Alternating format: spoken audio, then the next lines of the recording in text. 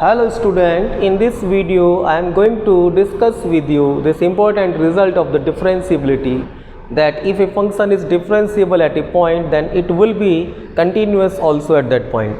So let us see how it is, how we can prove this result.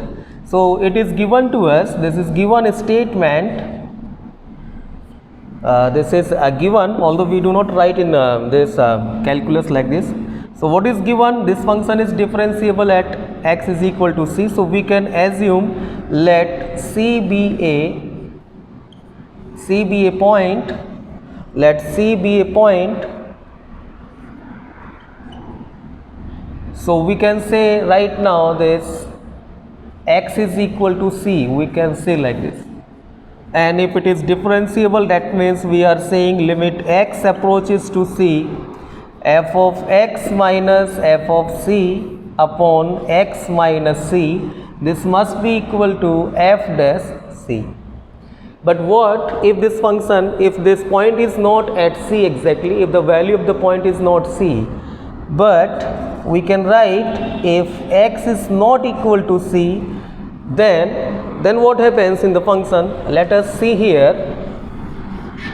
We can see like we can write fx minus f of c, fx minus f of c, we can write this is equal to fx minus f of c upon x minus c and x minus c. See what I have done, little mathematics I had applied here. I have divided this left hand side by x minus c and multiply also by x minus c, which I can do as per the rule of the mathematics.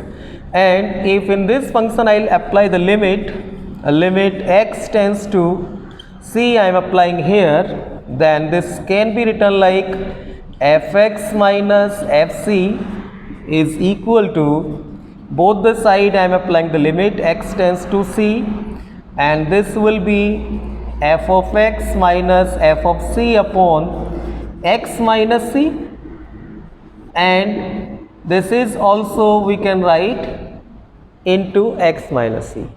So if this limit I can bifurcate, if I will off the bracket, so I can write this limit now. I can write this limit,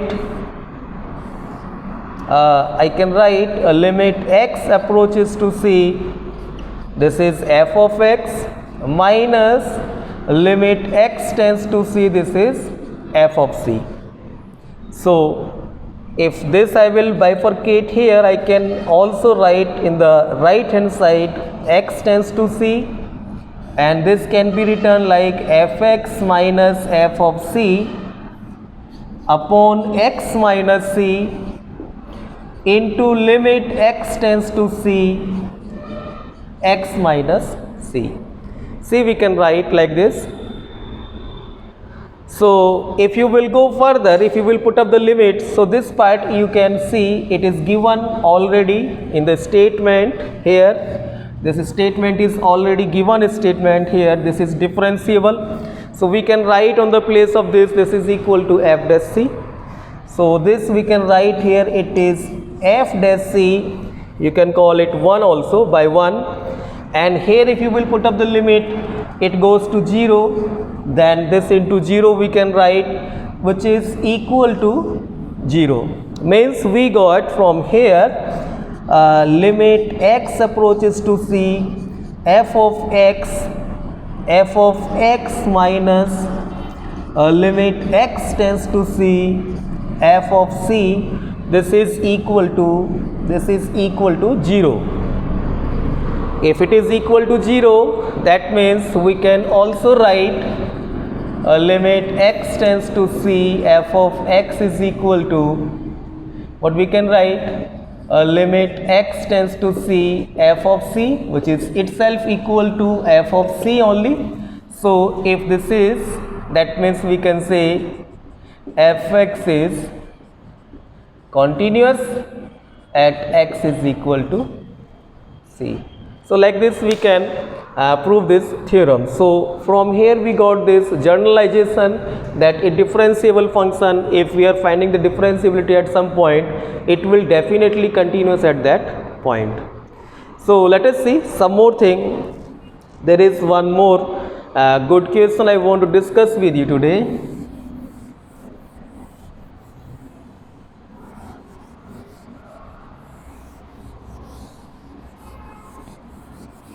If we will go further in the differentiability, there are many good questions, although in the CBSE exams, this question from the differentiability they ask rarely, because there is a big application part left and the differentiation part is also left.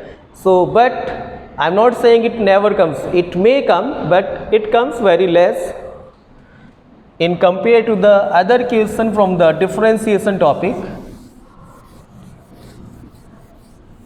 See now, one more just question I want to discuss with you. This is also very good question. If you will see your textbook, you may find this question in any reference book or in the textbooks also. So the question is, this is given fx is equal to x, where x is what? Where this is a greatest integer function, and he is asking where x is given, there is some limit given, x is greater than 0, less than 3. It is also given. The question is, you check the differentiability at x is equal to 1 and x is equal to 2, or maybe any other point you can take, at x is equal to 1 and at x is equal to 2. So we want to solve this question, we want to understand this question, because generally students get confused in the when we will take the greatest integer function in the differentiation or in the integration. So I want to explain you this with the help of this diagram. See student, you have to always keep in your mind the graph of the greatest integer function. This is very important. If you will always keep in your mind this graph. So the function is, it is like this. I am just drawing a rough sketch of this,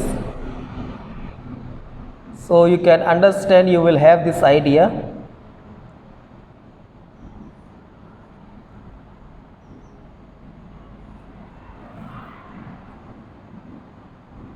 See, like this, it is also called steps functions also, that one of the name of this.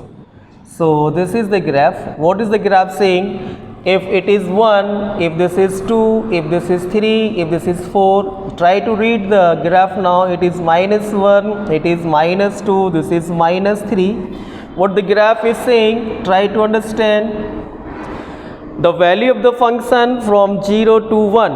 If I am writing something here, try to see this. If x is suppose greater than equal 0, less than 1, then the value of the fx will be 0. If x is suppose greater than equal 1, less than 2, then it will be 1 only. Greater than equal 1. If it is greater than equal 0, less than 1, then the value of the function is here only, that is why the graph is here. But as soon as the point reach at 1, the value becomes 1. So you can see it there. And similarly, if you will go further, it is if x is greater than equal to and less than 3, it always gives you 2 value. If you will come in the negative side, if x is suppose greater than equal -1 and less than 0, if the graph is like this, you can understand here, if it is greater than -1 and less than 0, then the value you will find from here, it is -1. So this is a little idea about the greatest integer function. We want to check the differentiability of this. For checking the differentiability, student, you will have to check limit x tends to 1. You will have to check this, like we are checking f dash 1, and it will be limit x approaches to 1 f of x minus f of 1 upon x minus 1. This is limit x approaches to 1, and see, you can write this in more detail. I want to explain, so I can convert this function like h tends to 0, because we are finding the left derivative. I am writing here left hand derivative. So at 1, so you can also write like this, left hand derivative x approaches to 1 minus, which further you can write f of 1 minus h, f of 1 upon, here you can write it is 1 minus h minus 1, which further we can write limit h tends to 0. I hope you will understand this. See, now this is the most important part. You will have to understand what is the value of the greatest integer function if it is 1 minus h. 1 minus h means something less than 1. So less than 1 means it will give you 0 result. So you can write on the place of this, here you can put up, or before that you must write this is 1 minus h minus f of 1, you will put up there, then you will definitely get 1 only. Or we can also write like this for a while, this 1 we can eliminate, it is minus h.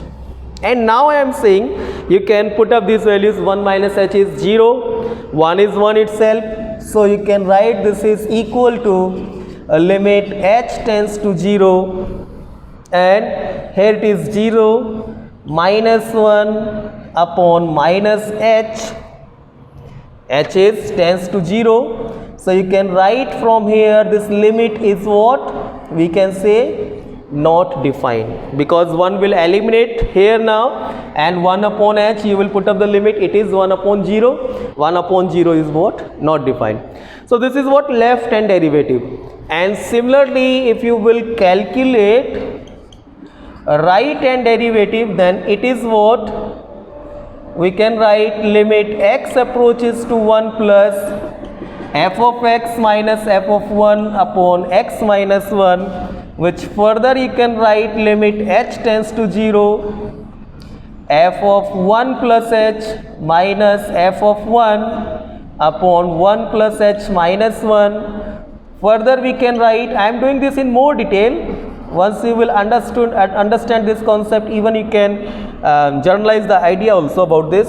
So it will be that, it will be 1 plus h minus 1 upon, we can write here h.